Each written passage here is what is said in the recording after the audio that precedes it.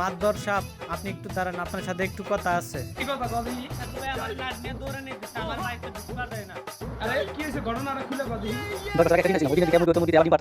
7,50,000 টাকা দাবি করছে। ও তাহলে এই কেস চলছে আমার সাথে দিয়া। शाबाश बेटा।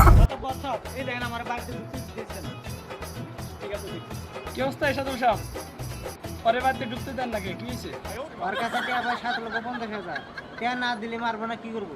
ও কথা আমার সবই কইছে, ডিমের গেট স্যার তাই না? জানেন যখন তাহলে জিজ্ঞাসা করে লাভ কি? তাহলে টাকাটি তুলে দেন।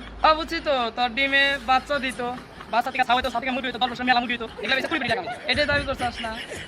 আচ্ছা তুই কি ডিম আরে সিদ্ধ করে বেচছস নাই ভাই? যা ওইটা হলে তো মাসে সিদ্ধ করে গেছে। তোর সিদ্ধ ডিমে বাচ্চা হয় কেমনে? আর এই সিদ্ধ ডিমের ভিতরে বাচ্চা হইয়া তোর লাখ লাখ টাকা হয়ে গেছে। ফাইজলামি করো। এই কথা তো আমার আগে খেয়াল ছিল না। এখন কেন নাতি নাতি এখন বুঝে? অত শত বুঝি না, টাকা আমার 7,50,000 দেন। একটা ডিমের দাম 5 টাকা। এই যে তোর 5 টাকা দিলাম, বেশি তেরি বেরি করবো, তোর টেঙ্গি ভেঙে হাতে ধরে। তারপর তোর আমি দেই কে সারুম।